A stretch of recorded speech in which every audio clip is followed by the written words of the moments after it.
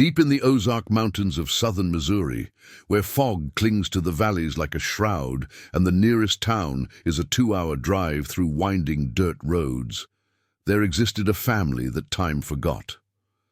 The year was 1978, and the Crowder family had lived in isolation for over 6 generations, their bloodline circling back on itself like a snake devouring its own tail. What began as simple geographic isolation in the 1820s had transformed into something far more sinister, a deliberate, systematic pattern of unions between blood relatives that would eventually produce consequences so devastating that even hardened social workers would struggle to document what they found.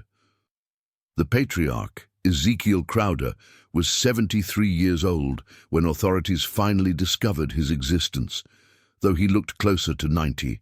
His skin hung from his bones in loose folds, mottled with strange discolorations that doctors later described as resembling advanced liver disease, though his liver function was surprisingly normal.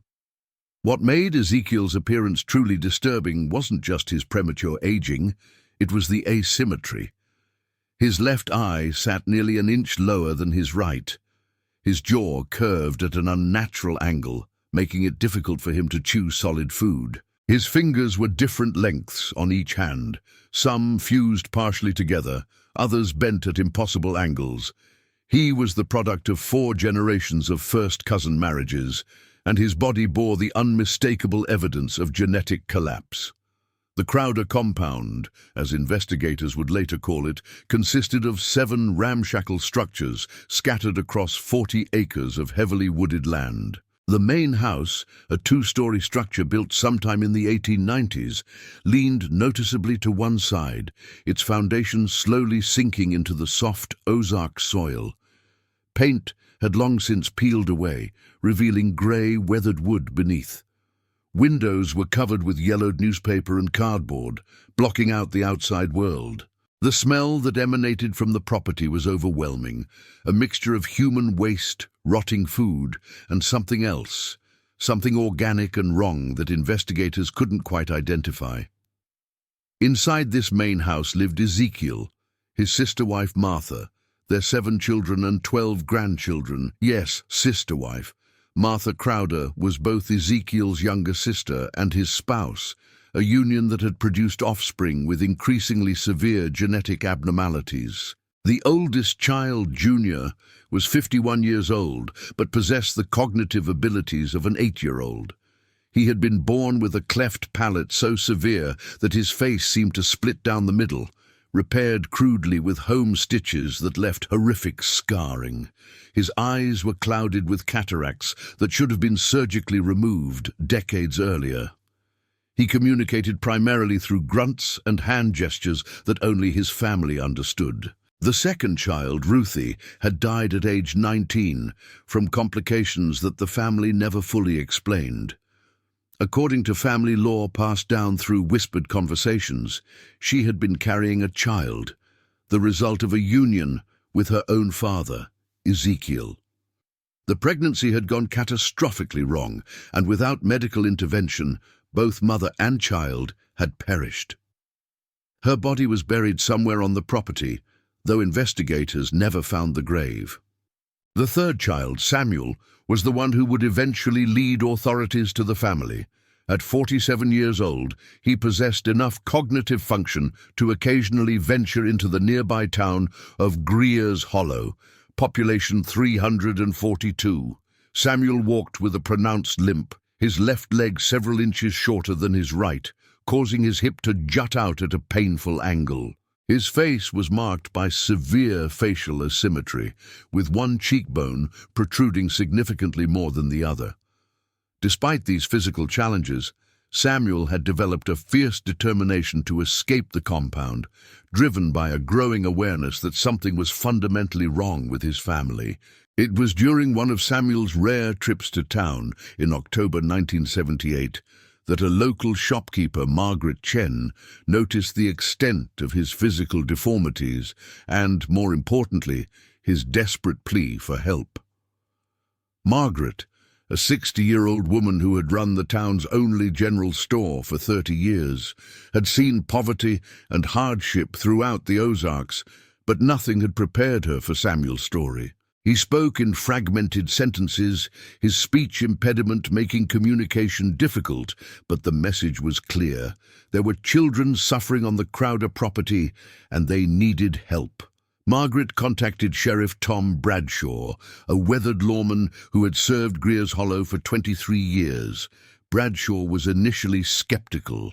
The Ozarks were full of isolated families who lived differently from mainstream society, and unless there was clear evidence of criminal activity, the law generally left them alone. But something in Samuel's desperation, combined with Margaret's insistence, convinced him to investigate. What Sheriff Bradshaw discovered when he finally obtained a warrant and visited the Crowder compound on November 3, 1978, would haunt him for the rest of his life. The scene inside the main house was beyond anything his law enforcement training had prepared him for. 12 children, ranging in age from 3 to 17, lived in conditions of unimaginable squalor. But it wasn't just the poverty that shocked him, it was the children themselves. Every single child bore the unmistakable signs of severe genetic abnormalities resulting from repeated consanguineous unions. 10-year-old Mary had been born without fully formed ears, just small holes on the sides of her head. Her brother, 13-year-old Jacob, had a condition called microcephaly, his skull significantly smaller than normal, containing a brain that would never develop beyond that of a toddler. 8-year-old twins, Rachel and Rebecca, were so physically intertwined with genetic similarities that they appeared almost identical. Yet both suffered from severe developmental delays and physical deformities that made independent survival questionable. The youngest child, 3-year-old Daniel, was perhaps the most heartbreaking case. He had been born with multiple severe defects, his spine curved in an S-shape so extreme that he could barely sit upright, his internal organs were positioned abnormally, and his cognitive development was so delayed that he couldn't speak or recognize his own family members. He spent his days lying on a soiled mattress in a back room, largely ignored by the family who had no resources or knowledge to care for his complex needs. Conspiracy já é inscrito neste canal, because what you're about to discover goes deeper than you ever imagined, and you won't want to miss a single revelation. Sheriff Bradshaw immediately called for backup and social services. Within hours, the Crowder compound was swarming with law enforcement, medical personnel, and child protective services workers. The investigation that followed would reveal a family history so disturbing that it challenged the fundamental assumptions about how isolated communities could function. The Crowder family history, pieced together from old letters, family Bibles, and oral traditions, painted a picture of gradual descent into genetic catastrophe. The original Crowder patriarch, Josiah, had arrived in the Ozarks in 1821, part of the westward expansion following the Louisiana Purchase. He established a homestead in a remote valley, attracted by the isolation and the promise of land where he could live according to his own strict religious beliefs. Josiah's interpretation of Scripture was unconventional, to say the least. He believed that mixing bloodlines with outsiders was a form of spiritual contamination, that purity could only be maintained by keeping marriages within the immediate family. When his eldest son, Nathaniel, reached marrying age in the 1840s, Josiah arranged for him to marry his own first cousin, Josiah's niece. This wasn't entirely unusual for the time period. First cousin marriages were legal and relatively common in many parts of America, but for the Crowders, this was just the beginning. Generation after generation, the pattern intensified. By the 1880s, the Crowders were routinely marrying first cousins. By the 1910s, uncle-niece unions had become common. By the 1940s, when Ezekiel was born, The family had become so genetically isolated that they were essentially breeding within a gene pool no larger than a dozen individuals. The mathematical probability of genetic disorders had skyrocketed with each generation. Geneticists who later studied the Crowder family estimated that the coefficient of inbreeding, a measure of how closely related an individual's parents are, reached levels rarely seen outside of controlled laboratory animal populations. In normal human populations, this coefficient is essentially zero. In the Crowder family by the 1970s, it approached 0.25, meaning that Ezekiel's children were as genetically similar to each other as typical siblings would be to themselves, a biological impossibility that nature tried desperately to reject. The physical manifestations of this genetic collapse were documented in meticulous detail by Dr. Elizabeth Hartman, a geneticist from Washington University in St. Louis, who was brought in to assess the family. Her report, published in a medical journal in 1981, became a landmark study in human genetics and the dangers of consanguinity. Dr. Hartman identified over 40 distinct genetic abnormalities across the surviving Crowder family members, many of them rare recessive conditions that typically appear in populations with a frequency of 1 in 10,000 or less. In the Crowder family, these rare conditions appeared in nearly every individual. The children removed from the compound faced an uncertain future. Most required immediate medical intervention for conditions that had gone untreated for years. Mary, the girl born without fully formed ears, underwent reconstructive surgery that partially restored her hearing, though she would never hear normally. Jacob, with his severe microcephaly, was placed in a specialized care facility where he could receive round-the-clock medical attention. The twins, Rachel and Rebecca, showed some promise of educational development when given proper nutrition and stimulation, though their physical challenges would remain lifelong. Young Daniel, the 3-year-old with multiple severe defects, presented the most difficult case. His condition was so complex that doctors debated whether aggressive intervention was ethical or humane. His spine required multiple surgeries just to allow him to sit in a wheelchair. His cognitive delays meant he would likely never achieve independence. Yet, when removed from the squalor of the compound and placed in a clean hospital room with proper care, something remarkable happened. Daniel began to smile. He began to recognize faces. He began to respond to gentle touch and kind voices. The human spirit, it seemed, could find moments of light even in the darkest genetic circumstances. Meanwhile, the criminal investigation into Ezekiel and Martha Crowder proceeded slowly. The legal framework for prosecuting this type of family situation was murky. Interfamily unions between adults, while morally reprehensible to most, weren't explicitly illegal in Missouri at the time if both parties were consenting adults. The real legal vulnerability came from child neglect and the failure to provide medical care. But even here, prosecutors faced challenges. The Crowders genuinely seemed to believe they were living righteously according to their interpretation of faith and family loyalty. They had no concept that what they were doing was harmful. Ezekiel, when interviewed by investigators, showed no remorse or even understanding of why authorities were concerned. In his mind, he had done what his father had done and what his grandfather had done before that.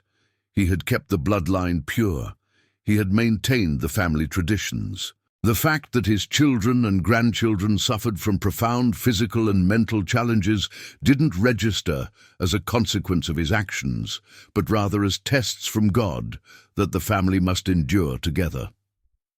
Martha, his sister-wife, was even more defensive. At 68 years old, she was the matriarch who had birthed 7 children and watched 3 of them die before reaching adulthood. When asked why she allowed her daughters to enter unions with their brothers and father, she responded with genuine confusion. "That's what women in this family do," she said simply. "We stay together. We don't let outsiders corrupt the blood." The concept that this very practice was the source of corruption never penetrated her worldview. The community of Greer's Hollow reacted with a mixture of horror and, surprisingly, some sympathy. Many residents had known vaguely of the Crowder family's existence, but had assumed they were simply reclusive mountain folk who wanted to be left alone. The revelation of the extent of suffering within the compound shocked everyone. Yet some older residents remembered the Crowders from decades earlier, when they would occasionally attend town meetings or church services. They remembered Ezekiel's father, Abraham, a stern man who spoke of keeping bloodlines clean and resisting the corruption of the modern world. Few had realized at the time that he was speaking literally. Local pastor Reverend James Murphy struggled with how to address the situation from his pulpit. The Crowders had occasionally identified as Christian, though their practices bore little resemblance to any mainstream denomination. Reverend Murphy ultimately delivered a sermon on the importance of community, of not allowing families to become so isolated that suffering goes unnoticed. He spoke of the biblical command to care for the vulnerable, and how the Greer's Hollow community had collectively failed the Crowder children by allowing their isolation to continue unchallenged for so long. The legal proceedings dragged on for months. Eventually, Ezekiel and Martha were charged with multiple counts of child neglect and failure to provide medical care. Given their ages and cognitive limitations, the judge sentenced them to probation and mandatory supervision rather than imprisonment. They were prohibited from having contact with minor children and required to undergo regular home inspections. The other adult members of the family faced similar restrictions. But the real question became, what happens to a family so genetically damaged that normal reintegration into society seems impossible? Most of the children required lifelong medical care and specialized education. The costs were staggering, ultimately borne by Missouri taxpayers through various social service programs. Some advocates argued that the family should have been discovered and intervened with decades earlier, potentially preventing the worst genetic outcomes. Others countered that, in the remote Ozarks of the 1950s and 60s, such families were simply invisible to authorities. Dr. Hartman's genetic study of the family revealed something particularly disturbing: a pattern of deliberate choice. This wasn't simply a case of isolated people making the best of limited options. Written records found in the compound showed that family members were explicitly instructed to only marry within the immediate family. Potential marriages to outsiders were actively discouraged and sometimes prevented. This was eugenics in reverse, a deliberate breeding program designed to maintain what they perceived as purity, but which actually accelerated genetic decay. The comparison to other famous cases of consanguinity in history was inevitable. The Habsburg dynasty of Europe, with their infamous Habsburg jaw resulting from centuries of first-cousin marriages, came to mind. But the Habsburgs had been royalty, with access to the best medical care of their time. The Crowders were impoverished mountain folk with no resources and no understanding of genetics. Their experiment in bloodline purity had produced not noble features, but profound suffering. As months turned into years, some of the Crowder children began to adapt to their new lives. Mary, with her reconstructed ears and hearing aids, learned to speak clearly for the first time in her life. She attended a special education program and eventually learned to read at a basic level. When asked about her time in the compound, she spoke of it matter-of-factly, with no apparent awareness that her childhood had been abnormal. "We were a family," she said simply. "We stayed together." The concept of what had been done to her seemed beyond her ability to process emotionally. Samuel, the man who had initially brought authorities to the compound, faced perhaps the most difficult adjustment. He had been the bridge between two worlds, understanding enough of normal society to recognize his family's dysfunction, but too shaped by his upbringing and his own genetic challenges to fully integrate elsewhere. He lived in a group home in Springfield, Missouri, working in a sheltered workshop and struggling daily with the knowledge that he was both victim and product of his family's choices. In interviews conducted years later, Samuel expressed a complex mixture of emotions: anger at what had been done to him, love for his siblings who remained as damaged as he was, and a profound loneliness that came from being caught between two worlds he could never fully belong to. In the third chapter of this investigation, we must confront the most painful question: how many Crowder families exist in the isolated corners of America, hidden from view, perpetuating cycles of genetic damage that will echo through generations. Medical anthropologists estimate that there may be dozens, perhaps hundreds, of similarly isolated family groups practicing some degree of consanguineous marriage in remote areas of Appalachia, the Ozarks, and other mountain regions. Most will never be discovered unless, like the Crowders, someone bridges the gap between their world and ours. The scientific explanation for what happened to the Crowder family is straightforward, though its implications are devastating. Every human carries recessive genes for various disorders, genetic flaws that remain dormant as long as we reproduce with genetically diverse partners. When close relatives reproduce, the probability of two copies of the same recessive gene meeting increases exponentially. First-cousin marriages double the risk of birth defects. Uncle-niece unions quadruple it. Father-daughter unions, like those that occurred in the Crowder family, create risk factors so high that serious genetic abnormalities become almost inevitable. But beyond the science lies the human tragedy. These were real people, children who never chose their circumstances, who suffered daily from bodies that couldn't function properly, minds that couldn't develop normally, and a complete lack of understanding about why their lives were so difficult.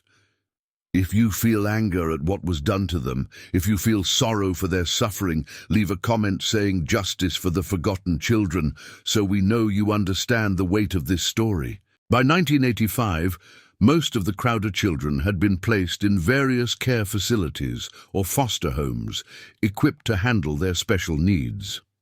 Ezekiel and Martha remained on a small portion of their original property, now under constant supervision. Ezekiel's health deteriorated rapidly once removed from the insular family structure that had defined his entire existence. He died in 1987 at age 75, his body finally succumbing to the genetic decay that had been written into his DNA from conception. Martha lived longer, surviving until 1994.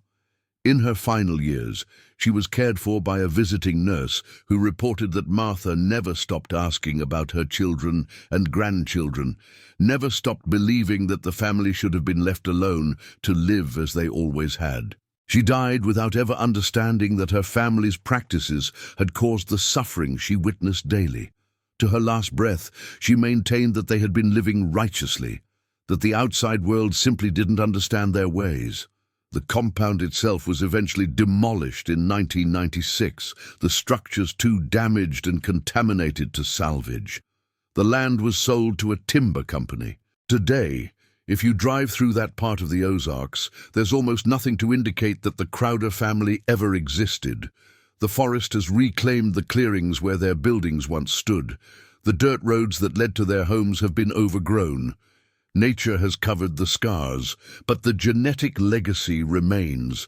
The surviving Crowder descendants carry within their DNA the accumulated damage of 6 generations of consanguinity. Some of the children removed from the compound in 1978 are still alive today, now in their 50s and 60s, living in assisted care facilities, still bearing the physical marks of their family's choices. Their children, in cases where they were able to reproduce with outside partners, show fewer abnormalities, the genetic diversity beginning slowly to repair what was broken. But complete recovery will take generations. The Crowder case led to significant changes in Missouri law. By 1982, the state had implemented stricter requirements for home visits to isolated families, mandatory reporting of suspected neglect, and increased resources for rural social services.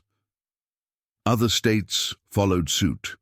The case became a teaching example in medical schools, in social work programs, in genetics courses. The name Crowder became synonymous with the dangers of extreme isolation and consanguinity. Yet, even today, experts believe similar situations exist undiscovered. The human tendency toward isolation, combined with geographic remoteness and sometimes religious or ideological justifications, continues to produce pockets of consanguinity in modern America. The difference is one of degree and intention, but the genetic consequences remain the same. Dr. Hartman, the geneticist who studied the family, reflected in a 2005 interview, "The Crowder family represents an extreme example of what happens when human populations become too isolated, too closed. But the principles apply more broadly. Genetic diversity isn't just important for preventing disease, it's fundamental to human survival and flourishing." The Crowders forgot that lesson, or never learned it, and the price was paid by innocent children who never had a choice. Samuel Crowder, the man who first brought his family's situation to light, died in 2003 at age 72. Despite his own challenges, he had managed to live longer than most of his siblings, perhaps because he had escaped early enough to receive better medical care. In one of his last interviews, conducted by a documentary filmmaker in 2001, Samuel was asked if he regretted exposing his family to the authorities. He thought for a long moment, his asymmetrical face working with the effort of forming words clearly. "I think about my nieces and nephews," he finally said, his speech slow and deliberate. "The young ones who got out, they got help, they got to see doctors, they got to go to school. Maybe their lives ain't perfect, but they're better than mine was at their age. So no, I don't regret it. Somebody had to speak up for them that couldn't speak for themselves."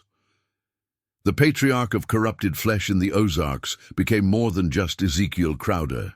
It became a symbol of what happens when isolation and ideology override basic human welfare, when tradition becomes more important than the well-being of children, when pride in bloodline purity produces the opposite of what was intended. Ezekiel decayed while still breathing, yes, but so did his entire family line, each generation more damaged than the last, until finally the cycle was broken by intervention from the outside world. If you've watched this entire investigation and felt the weight of this family's tragedy, we need you to take action. First, make sure you're subscribed to this channel, because stories like this need to be told, remembered, and learned from. Second, leave a comment saying, "I watched until the end," so we can know who truly engages with these difficult but important histories. Third, press the like button if you believe these forgotten stories deserve to be brought to light. And finally, share this video with someone who needs to understand that isolation and secrecy can hide unimaginable suffering, and that sometimes the most important thing we can do is pay attention to those who have been forgotten. The Crowder family is gone now, but their story remains as a stark reminder that purity of bloodline is a dangerous illusion, that isolation breeds suffering, and that the price of genetic insularity is always paid by those least able to afford it, the children who never chose their circumstances but must live with the consequences.